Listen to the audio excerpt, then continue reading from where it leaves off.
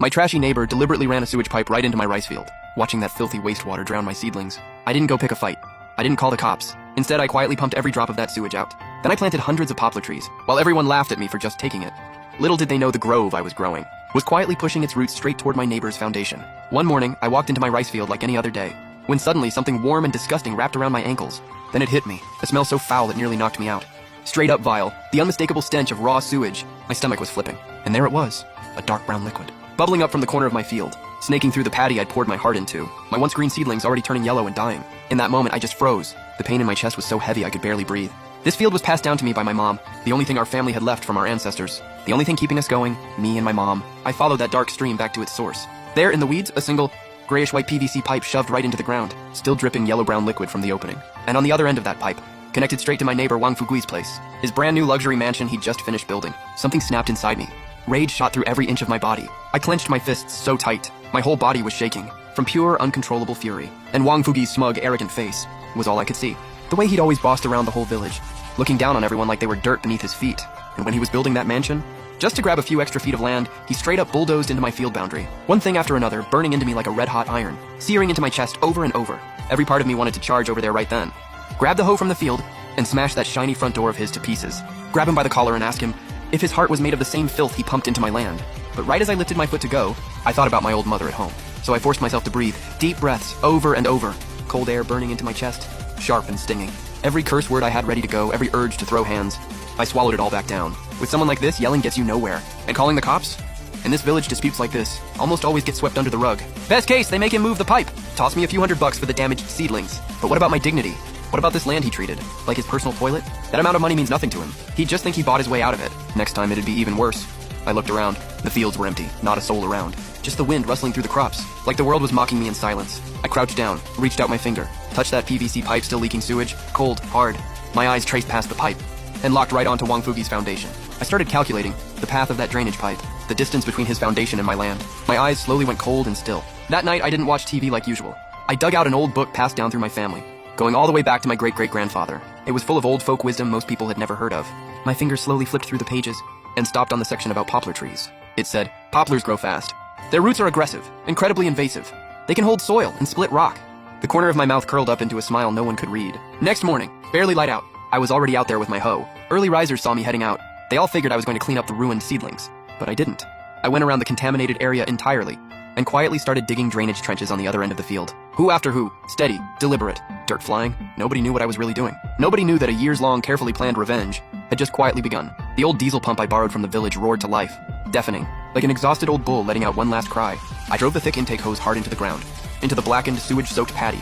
The murky liquid mixed with dead seedlings got sucked straight into the pipes and blasted out the other end into a ditch far away. The whole village could smell that stench spreading through the air.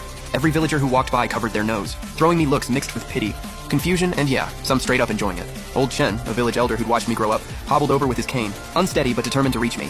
Hey kid, what are you doing out here? You pumping all this out so you can replant? That's gonna be a ton of work, man. This whole plot, and it's done for this year. I'm not planting rice anymore. Old Chen's voice shot up about 8 octaves. Not planting rice? If you don't plant rice, what are you and your mom gonna eat? This land has been in your family for generations. I didn't say a word, just stared quietly at the sewage, slowly being drained away. Right then, a sharp honk cut through the air. Wang Fugui's brand new black sedan screeched to a stop at the edge of my field. He rolled down the window, stuck that fat head of his out, wearing this smug, amused grin. A few rubbernecking villagers nearby let out muffled snickers. I slowly looked up and gave him one long, steady look. Dead, cold, silence in my eyes. That threw him off. He clearly wasn't expecting that reaction. In his script, I was supposed to be crying and screaming, or rushing at him, going absolutely ballistic. Then he'd get to swoop in from his high horse and toss down some cash, dismiss me like I was a beggar. But I didn't give him that. I looked away, turned around without a word, and went back to fixing the pump. Cool as if nothing happened. His shot had landed on nothing but air. Bored and annoyed, he spat on the ground, cursing under his breath, and peeled out. Old Chen was shaking with rage. That son of a... he's gone too far. Don't let him push you around, kid. Uncle's going to the village committee to sort this out. I grabbed his arm. It won't do anything, Uncle. Taking this to a committee is just humiliating yourself. A few days later, the paddy was finally drained dry. What used to be a lush rice field had turned into cracked, barren mud, reeking of rot. Then a truck rolled up, under even more puzzled stares from the village, and pulled right up to my field. What was on it wasn't seed rice or fertilizer. It was bundles of poplar saplings, some as thin as my thumb, the biggest ones as thick as my arm. I unloaded them one by one, set each one down carefully along the field edge, and the village gossip machine kicked right back into gear. That Lee kid has lost it, won't grow rice. Gonna plant a bunch of useless trees instead. Ever since his dad passed, he ain't been right in the head. Ha ha ha! Lee Chuan, you broke or just straight up crazy? What kind of trees are you planting? Even if you want to grow a money tree, you gotta pick a decent spot. That nasty sewage-soaked mud pit you got, what's that gonna grow, seriously? You're just like your old man. Something ain't right up there. Your old man. Those two words hit me like a punch to the chest. My hoe stopped mid-swing, a sharp, breathless ache in my ribs, but I didn't look up, didn't say a word, just swung that hoe harder, over and over. Wang Fugi, you just wait. You'll find out soon enough what I planted out here. Trees, or your doom. The first rain of spring soaked into the dry, cracked earth, and those saplings I'd planted started racing to push out tiny, bright green buds. Those little flashes of green stood out hard against the gray, dead soil. From that day on, this grove became my whole world. Every morning before sunrise, I'd be out there checking on them. The moment one sprouted, I'd water it, feed it, clearing weeds from around their roots, gentle as could be. Like I was handling the most fragile thing in the world. Sometimes I'd lay my palm flat and gently run it along their rough bark. Like I was talking to my soldiers. Grow faster, I'd whisper to them. The faster you grow, the closer we get. Day after day of sun and wind darkened my face even more. My rough hands, worn down to thick, hardened calluses. But my eyes, they burned with something that was hard to name. That mix of anticipation, quiet excitement, and cold, calculated focus. The way people talked about me in the village went from he's lost it to he's completely gone. They couldn't understand why a guy from a family of farmers would ditch food crops to plant trees that are neither food nor drink. Completely useless to them. Old Chen came by a few times, every single visit, sighing, saying, "Listen to your uncle, pull these trees out." I just smiled, shook my head, and handed him a cucumber. My silence and stubbornness made every attempt to talk me out of it pointless. Eventually, nobody bothered anymore. Time slipped quietly into early summer, and Wang Fugi's flashy mansion started showing some small but very real changes. One afternoon, I casually walked past his backyard and caught exactly what I was looking for out of the corner of my eye.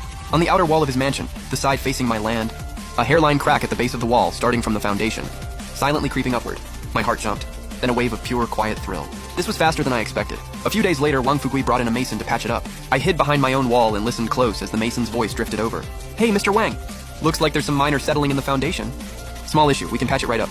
Wang Fugi's impatient voice fired back. "Settling? I hired the best crew in the business to build this place. How is it settling? You all must have done sloppy work the first time. Get it fixed, now."